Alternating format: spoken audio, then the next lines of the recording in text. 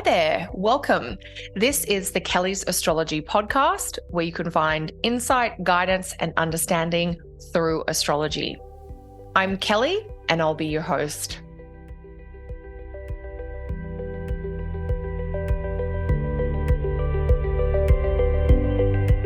Hey there, everyone, and welcome back to another episode of the Kelly's Astrology podcast. If you're enjoying the show, please like, subscribe, or follow along wherever you are listening. In today's show, I'm going to take a look at some of the featured astrology for the week starting April 20th. And that means I'll be talking all about the full moon in Scorpio. So the full moon will be on Tuesday if you're in Canada and the US. It'll be on Wednesday if you are in the UK, Europe, and Australia. If you have clear skies, the moon is going to look amazingly big and bright on Tuesday night, pretty much anywhere you are. And this full moon is in Scorpio, but it's particularly at 4 degrees of Scorpio. So it's very early in the zodiac sign of Scorpio. Now, this full moon is a super emotional, super watery kind of full moon. So at a very basic, let's start here level, expect intense emotions and deep feelings. Scorpio is the most mysterious, most private of all the water signs. And here things are really felt very deeply, but kept private. And in Scorpio, strategy, problem solving, and figuring out hidden motivations is often important. So you might find there's a bit of a spotlight. Remember that the full moon is like this cosmic spotlight. There might be a bit of a spotlight on some of your most vulnerable or even some of your painful memories right now. Those things that you might have kept hidden or kept locked in the vault. And that spotlight is not to try to reactivate pain. I don't think that's the point of it. But I do think it might help you better understand how your past has shaped the person that you are today. Scorpio is the one water sign ruled by Mars. We have Cancer ruled by the moon and Pisces ruled by Jupiter. So Scorpio is the only one ruled by Mars. And that means that in Scorpio, some of the emotions and feelings we have might be tied to Mars things. There might be anger, frustration, there might be rage, there might be agitation. So if you're having any of these stronger, maybe more uncomfortable emotions, especially if they're tied to an event from the past, you might find yourself kind of temporarily stepping back in time to deal with unfinished business this week.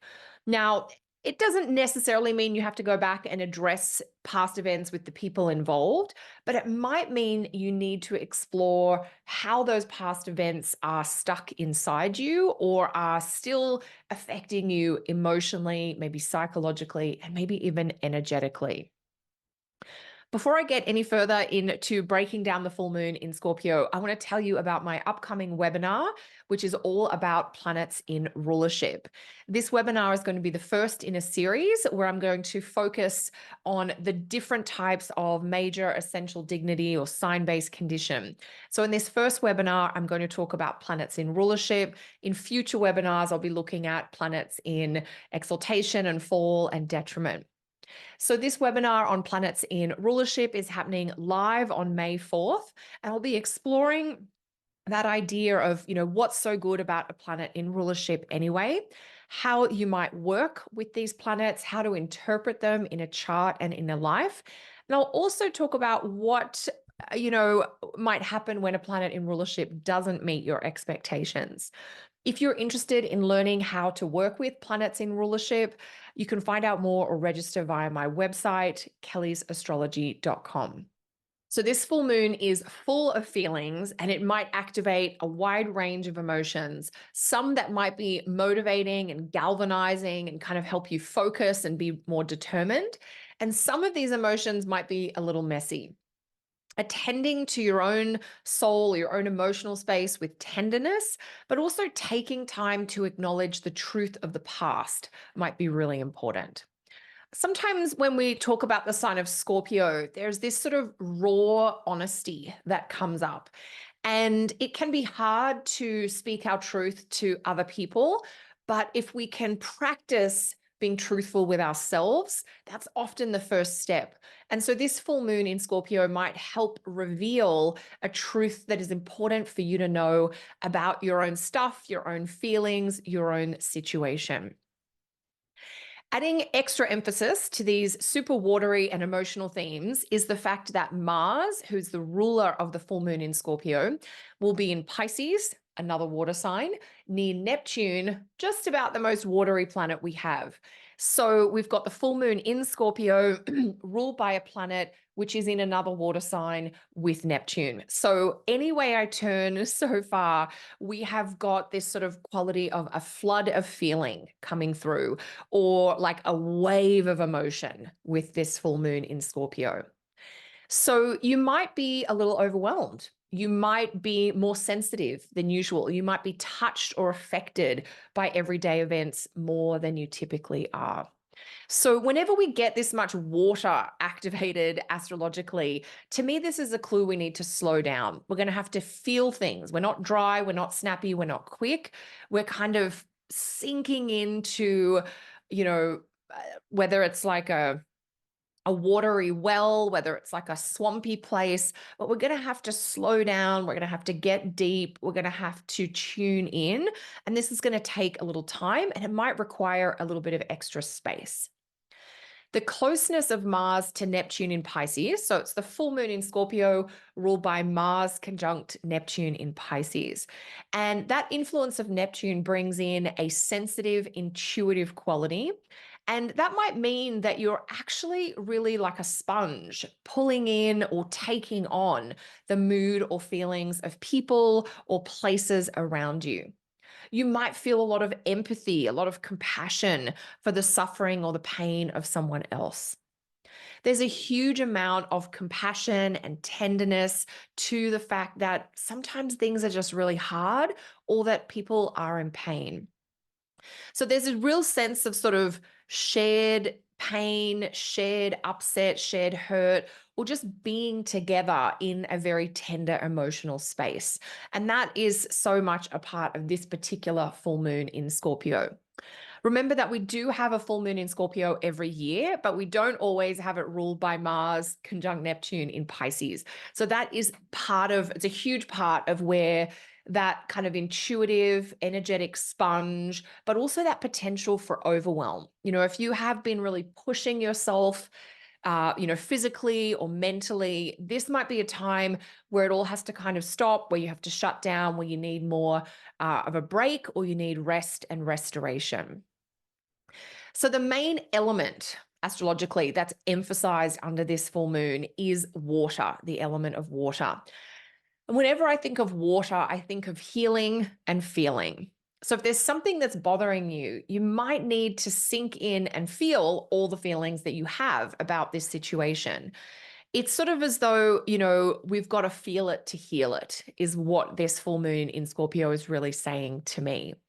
And I think it really indicates a very profound possibility for healing, for release, for recovery of things that have been lost to the past.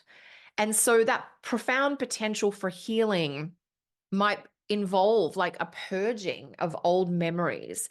Maybe you're finding ways to move beyond old events or past pain.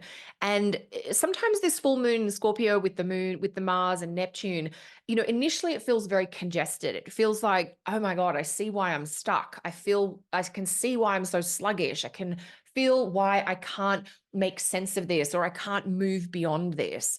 And sometimes we have to really sink in to that stuck place, or that congested place, to feel it, to tune into it, and then to kind of heal it, whether it's to kind of love it forward, or to make peace with something, especially if it's old, if it's tied to the past.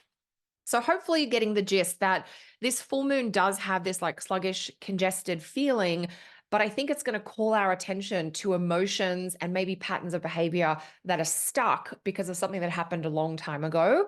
And if we can be aware of that, maybe do some healing. If you do need to have some actual healing with a therapeutic practitioner, you're going to find you're going to be able to like detox and purge. You're going to be able to push out something energetically, emotionally inside of you that has been really stuck and that has been acting a bit like a blockage. If I take another look at this full moon from a different perspective and look at the degree of the full moon is at 4 degrees of Scorpio, And that is very close to squaring Pluto at 2 degrees of Aquarius. In fact, just a couple of days before the full moon, the sun in Taurus will square Pluto in Aquarius. And then the moon comes into Scorpio, makes it square to Pluto, and just a few hours later, the moon hits that full moon phase. So it's part of why I think this full moon has a little bit of an intense, maybe dramatic quality because of the aspect from Pluto in Aquarius to the full moon. So the full moon in Scorpio square to Pluto might reveal new power dynamics, or it might highlight the need to change long-running patterns and expectations about others. So there's something in this full moon in Scorpio square Pluto, which is like, hey, there's a pattern of like control or a power play going on here. Are you aware of it? And if so, do you want to continue to participate in it? Or do you, now that you see it for what it is there a change that you'd like to make? So we're really thinking about the revelation of seeing something or someone as they are, and then tuning into how do we want to engage with this person or this situation now that we have a deeper understanding of the true power dynamics here. Through its link to Pluto, this full moon might highlight a battle that deserves your attention and effort. Or you might find that you get really angry about something, so much so that you want to take action.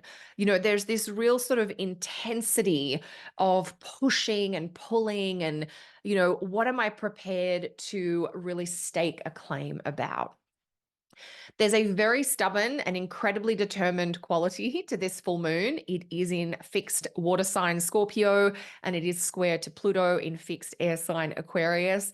And that might help you really like be quite stubborn or blinkered about a challenge or a goal that you're going to put a huge amount of energy or effort towards. So there is something here about being obsessed with a particular project or a situation and putting so much into it that you're trying to change it, you're trying to reshape it, or you're trying to move it in some way.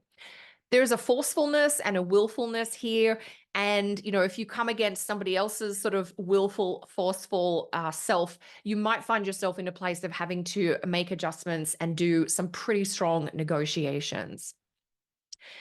As the full moon is going to occur early in the sign of Scorpio, there'll be about 48 hours after the full moon itself where the moon continues to move through the sign of Scorpio. Now, Scorpio is the fall placement of the moon, and that means we're going to have this kind of generally wobbly or uncertain quality. So, you know, our feelings are wobbly, they're unstable because all of a sudden we're kind of thrust back into something from the past. But it also means that events and experiences might be a little bit up in the air. I don't know that I would use this full moon for making big plans. I think it's a great full moon for healing and release type work, anything that is helping you better understand the past or move on from old stuff that's slowing you down or holding you back. But it is, you know, there is that wobbly quality of the moon. So we're not in our most clear, confident, or optimistic inner places. And so we don't want to do anything that isn't just kind of immediately necessary under this sort of longer period of the moon in Scorpio after the full moon.